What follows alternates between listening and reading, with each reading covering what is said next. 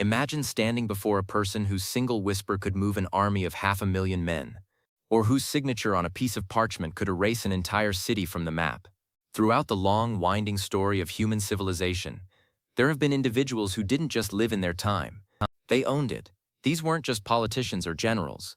They were forces of nature who bent the arc of history to their will. We often look at our modern world and think we understand power. But when you look back at the absolute, unchallenged dominance of the most powerful leaders in every time period, you realize that we are talking about a level of influence that is almost impossible to comprehend today. These are the men and women who redefined what it meant to be human, who claimed the status of gods, and who built structures of power so resilient that we are still living in their shadows thousands of years later. Today, we are traveling through the ages to identify the absolute titans of authority in every era, and the scale of their impact is as awe-inspiring as it is terrifying. Our journey begins in the dawn of the Bronze Age, in a world where the very idea of a king was a radical new invention. Around 2,300 years before the Common Era, we meet Sargon of Akkad. Before Sargon, the world was a collection of bickering city-states, each confined to its own small valley. Sargon changed the rules of existence. He was the first person in recorded history to create an empire, uniting the disparate peoples of Mesopotamia under one central command. He didn't just conquer, he organized. He created the first professional standing army, a group of soldiers who did nothing but train for war, making them invincible against the part-time militias of his neighbors. Sargon established a postal system and a standardized system of weights and measures, ensuring that his will was felt in every corner of his vast domain. He was the prototype for every conqueror who followed, the man who proved that one person could rule over those who didn't even speak his language.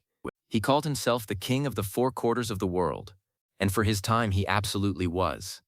As we move forward into the glorious era of the New Kingdom of Egypt, we encounter a leader who combined military brilliance with an unmatched genius for propaganda. Thutmose III. Often called the Napoleon of Egypt, Thutmose took the throne around 1479 years before the Common Era. Unlike the pharaohs before him, he didn't just sit in a palace and receive tribute. He spent his life on the march. In 17 military campaigns, he never lost a single battle. He expanded the Egyptian empire to its greatest territorial extent, reaching from the Euphrates River in the north to the cataracts of the Nile in the south. But his power wasn't just in his bow and chariot. He understood that true power is seen. He covered the walls of Karnak with the records of his victories, ensuring that his name would be spoken with reverence for eternity. He was a master of logistics, moving massive naval forces and infantry across deserts that had swallowed previous armies. Under his rule, Egypt became the undisputed superpower of the ancient world, a golden empire fueled by the gold of Nubia and the cedar of Lebanon. But as the Iron Age began to reshape the world, a new and much more chilling form of leadership emerged in the north: the Neo-Assyrian kings, specifically Tiglath-Pileser III, ruling in the 8th century before the Common Era. He transformed Assyria from a struggling kingdom into a terrifying war machine. He was perhaps the first leader to understand the power of total institutional reform. He broke the power of the local nobility and replaced them with governors who were directly loyal to him. He created a multi-ethnic army that incorporated the best technologies of every people he conquered, from Phoenician sailors to Israeli charioteers. But his most powerful tool was psychological. He used mass deportation as a matter of policy, moving entire populations thousands of miles to break their local ties and make them dependent on his central government. He made the world realize that a leader's power isn't just about winning a battle. It's about breaking the will of anyone who might think of resisting. The fall of the Assyrians cleared the way for a leader who would introduce a completely different philosophy of power: Cyrus the Great of Persia. Around 550 years before the Common Era, Cyrus founded the Achaemenid Empire, the largest the world had ever seen. What made Cyrus the most powerful leader of his age wasn't just his ability to conquer, but his revolutionary decision to be a liberator. When he took Babylon, he didn't burn it, he walked in as a man of peace. He famously issued the Cyrus Cylinder, which many consider the first declaration of human rights. He allowed the Jews to return to their homeland and rebuild their temple. He realized that an empire is more stable when the people believe their ruler respects their customs and religions. By the time he was finished, he ruled over nearly half of the entire human population. His power was so absolute precisely because it was tempered with a level of tolerance that the world wouldn't see again for over 2,000 years. However, the 4th century before the Common Era saw the arrival of a man whose power was driven by a sheer, unquenchable fire of ambition, Alexander the Great. In just 13 years, Alexander destroyed the Persian Empire and created a domain that stretched from Greece to the borders of India. What makes Alexander a standout in the history of power is his personal magnetism. He didn't just lead from the back. He was the first man through the breach in almost every siege. Thousands followed him into the unknown because they believed he was literally a god on earth. He didn't just change borders, he changed the cultural DNA of the planet. He founded cities that became centers of learning for centuries. His power was a flash of lightning that illuminated the world. And although his empire fractured after his passing, the Hellenistic world he created remained the dominant cultural force for generations. He proved that a single individual, fueled by a belief in their own divinity, could tilt the axis of history. As the Hellenistic era faded, we see the rise of the man who turned a struggling republic into the most enduring empire in history, Augustus Caesar. After the chaos of the Roman civil wars, Augustus took power in 27 years before the Common Era. He was a different kind of powerful leader. He didn't call himself a king, he called himself the prince or first citizen. He was a master of the long game, slowly accumulating every important office and power in the Roman state until he was the undisputed architect of the Roman world. He established the Praetorian Guard to protect the person of the leader, and created a civil service that could run an empire even when the man at the top was less than competent. He rebuilt Rome in marble, literally and figuratively.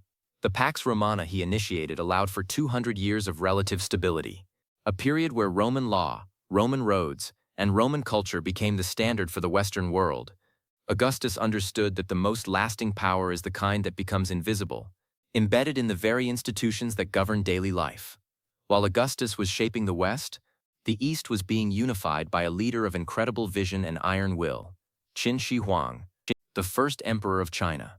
Around 221 years before the Common Era, he ended the chaotic warring states period and created a unified China. His power was absolute and often brutal. He standardized the writing system, the currency, and even the length of the axles on carts to ensure that his empire functioned as a single, cohesive unit. He began the construction of the Great Wall and was buried with an entire army of terracotta soldiers to protect him in the next life. He believed in legalism, a philosophy that emphasized strict laws and harsh punishments to keep order. His rule was short, but the foundation he laid was so strong that the concept of a unified China survived for 2,000 years. He showed that power can be used as a hammer to forge a national identity that outlasts dynasties. As we move into the 6th century of the Common Era, we find a leader in the East who attempted to restore the glory of the Roman world, Justinian the Great. Ruling from Constantinople, Justinian was a man of immense restless energy. He was often called the emperor who never sleeps. His power was multifaceted. With his brilliant general Belisarius, he reclaimed much of the old Roman territory in Italy and North Africa. But his most enduring legacy was the Code of Justinian, a massive project to organize and simplify centuries of Roman laws. This legal framework became the basis for modern law in much of Europe and Latin America. He also oversaw the construction of the Hagia Sophia, a building so massive and beautiful that it remained the largest cathedral in the world for an entire millennium. Justinian's power was a bridge between the ancient world and the Middle Ages, an attempt to hold on to a fading light through sheer force of will and administrative genius. The early 13th century brought a leader whose power was a storm that reshaped the world, Genghis Khan. Born Temujin in the harsh steppes of Mongolia, he rose from a life of poverty and exile to unite the warring nomadic tribes into the most formidable cavalry force in history. His power was built on a perfect meritocracy. He didn't care about your bloodline, only your ability. He created a code of laws called the Yasa that governed his massive empire and established a postal system that was the fastest in the world. He conquered more territory in 25 years than the Romans did in 400. But his power wasn't just military. He established the Pax Mongolica, a period where a traveler could carry a gold plate from one end of Asia to the other without fear of being robbed. He opened the Silk Road, allowing for a massive exchange of technology and ideas between the East and the West. Genghis Khan proved that the most powerful leaders are those who can turn a fractured, marginalized people into a focused, unstoppable global force. As the Mongol Empire fragmented, the mantle of Islamic power was taken up by a leader of immense poise and strategic depth, Suleiman, the Magnificent. Ruling the Ottoman Empire in the 16th century, Suleiman pushed his borders to the gates of Vienna and deep into the Middle East. He was the premier power of the Mediterranean, commanding a navy that terrified the kings of Europe. But he was also known as Kanuni, the lawgiver. He overhauled the Ottoman legal system to balance the requirements of religious law with the needs of a modern, multi-ethnic state. He was a great patron of the arts, overseeing the height of Ottoman architectural and literary achievement. His court was a center of global diplomacy, and for a time the fate of Europe and the Middle East rested in his hands. He represented the peak of imperial majesty, a leader whose power was as much about cultural prestige as it was about the sword. The 17th and 18th centuries saw the rise of the monarchs who embodied the concept of absolute power, none more so than Louis XIV of France, the Sun King. Ruling for 72 years, he asserted that he was the state itself. He built the Palace of Versailles, a golden cage where he forced the unruly French nobility to live under his constant supervision. By centralizing all power in his person, he made France the dominant cultural and military power of Europe. His court set the fashion, the language, and the etiquette for the entire continent. He believed that a leader's power should be a constant spectacle, a display of wealth and authority that overwhelmed the senses. He was the architect of the modern centralized state, a leader who proved that power is as much about theater and psychology as it is about governance. While Louis was building Versailles, another titan was rising in the east, Kangxi, the longest reigning emperor of China. Taking the throne at age 7, he became one of the most effective and enlightened rulers in human history. He crushed internal rebellions, expanded China's borders, and successfully negotiated with the Russian Empire. But what made him truly powerful was his intellect. He was a scholar king who mastered Chinese classics, Western mathematics and science. He compiled the Kangxi Dictionary, which standardized the Chinese language for centuries. He understood that a leader's greatest power lies in their ability to manage a complex bureaucracy while maintaining the respect of the intellectual elite. Under his rule, the Qing dynasty reached its peak of prosperity, stability, and cultural influence, solidifying China's place as the center of the Eastern world. The 19th century belonged to a woman whose name became a synonym for an entire era, Queen Victoria. While she didn't have the absolute political power of an ancient pharaoh or a Chinese emperor, she was the symbolic heart of the largest empire in human history. Under her reign, the British Empire covered a quarter of the Earth's surface. Her power was a blend of constitutional authority and immense moral influence. She was the grandmother of Europe, with her children and grandchildren sitting on the thrones of Germany, Russia, Spain, and more. She oversaw the Industrial Revolution, the expansion of the Royal Navy to global dominance, and the peak of British scientific and literary achievement. Her image on a coin was a guarantee of value from the streets of London to the outback of Australia. She represented the shift toward a new kind of power, the power of the global institution and the prestige of the nation-state. Moving into the 20th century, we encounter a leader whose power was defined by the transition into the modern world, Franklin Delano Roosevelt. Taking office during the height of the Great Depression, FDR used the power of the American presidency to reinvent the relationship between the government and its people. His New Deal created the foundation of the modern social safety net, but his true power was tested on the global stage. During the Second Global Conflict, he sat at the center of the Grand Alliance, coordinating the industrial and military might of the United States to turn the tide of history. Along with leaders like Winston Churchill and Joseph Stalin, he redrew the map of the world at the Yalta Conference. His 4 freedoms became the ideological bedrock for the post-war order and the United Nations. He showed that in a democratic age, a leader's power is built on the ability to communicate directly with the people and to inspire hope in the darkest of times. The story of these leaders is a story of how individuals have used power to shape the collective destiny of our species. Each one faced the unique challenges of their time with a combination of vision, ruthlessness, and strategic genius. From Sargon's first professional soldiers to FDR's global diplomacy, the tools of power have evolved, but the fundamental nature of leadership remains the same.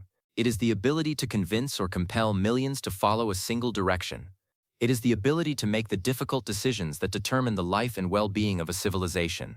One of the most fascinating aspects of these leaders is how they viewed themselves. Many of the ancient leaders believed they were gods or were chosen by a higher power. This gave them an unmatched confidence and a sense of destiny that inspired their followers. In the modern era, that sense of destiny has often been replaced by political ideology or a sense of national mission. But regardless of the justification, the result is a concentration of human effort that produces monuments, laws, and historical shifts that we are still marveling at today. The logistical power of these leaders is also staggering. Think about the Neo-Assyrians moving nearly 5 million people across their empire without a single computer. Think about the Mongols coordinating cavalry movements across thousands of miles of wilderness using nothing but horse-mounted messengers. We often think of the past as primitive, but the administrative skill required to run these empires was every bit as sophisticated as the management of a modern global corporation. These leaders were the ultimate managers, overseeing budgets, supply lines, and human resources on a continental scale. The cultural impact of these leaders is perhaps their most enduring legacy. We still speak languages that were spread by the Greeks and the Romans.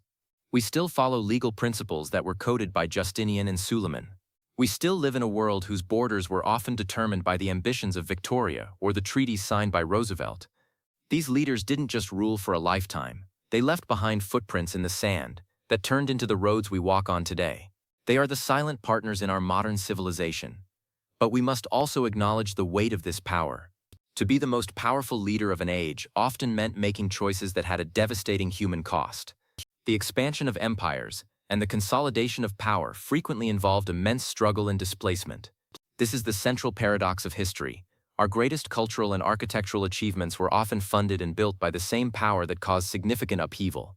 These leaders were complicated, flawed, and often driven by a level of ruthlessness that we find difficult to stomach today.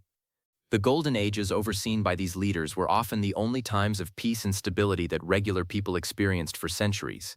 The Pax Romana, the Pax Mongolica, and the Victorian era were periods where trade flourished, science advanced, and art reached new heights. It seems that for most of history, the shadow of a powerful leader was the only place where the seeds of progress could grow in safety. The centralized power that suppressed local conflict was also the power that allowed the mind to explore. As we look at the rise of these titans, we see a recurring pattern of how they obtained their authority. Most were masters of timing, arriving on the scene just as the old systems were failing. Cyrus rose as the Median Empire collapsed, Augustus rose after the Roman Republic had torn itself apart, and Genghis Khan rose from a fractured and divided Mongolia.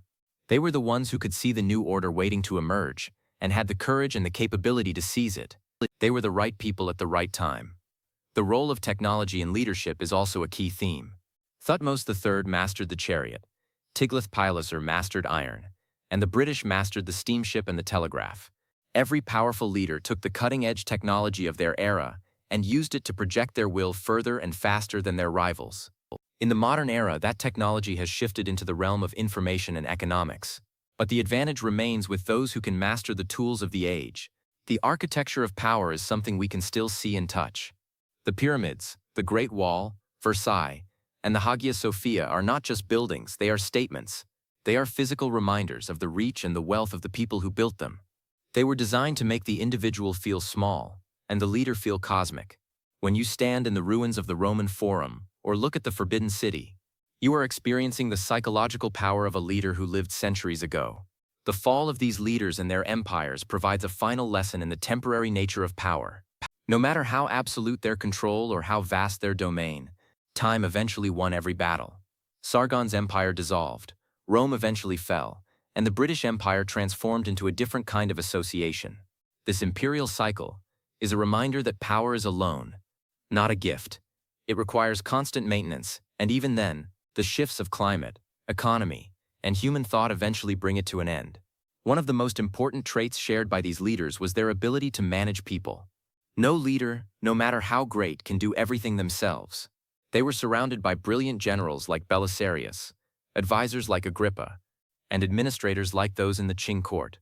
The most powerful leaders were those who could identify talent and keep it loyal to their vision. They were the masters of human psychology, knowing when to use the carrot and when to use the stick. The ideological glue of these leaders was another essential component. Whether it was the Roman concept of gravitas, the Islamic faith of the caliphs, or FDR's four freedoms, every leader needed a story that their people believed in. This shared set of values and goals allowed an empire to function as a single organism. When the story failed, the empire followed. This highlights the fact that power isn't just about soldiers and gold, it's about ideas. The cultural exchange that happened under these leaders is what shaped the world we live in.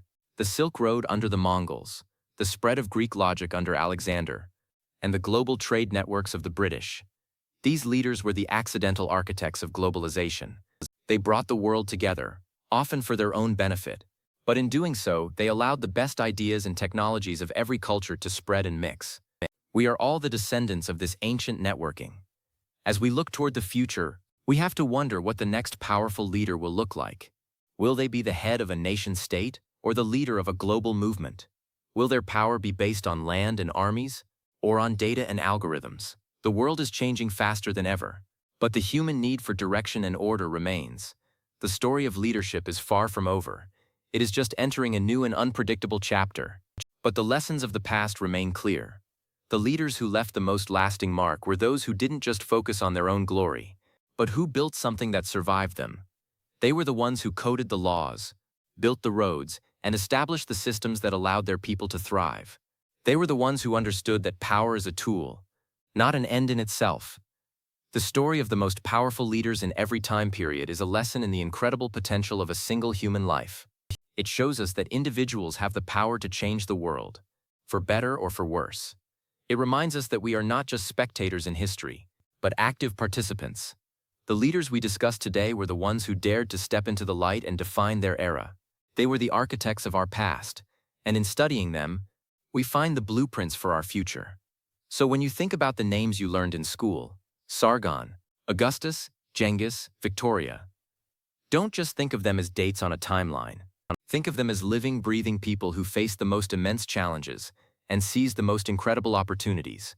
Think of the roar of the crowds the first time Augustus entered Rome, or the silence of the court when Suleiman made a decree. They were the titans of their day, and their voices still echo in the laws we follow and the cities we inhabit. The story of power is a grand, unfolding drama, and we are all a part of its latest act. Keep looking back, for in the lives of the great leaders, we see the true scale of what humanity can achieve when it is led by a vision that is as vast as the stars.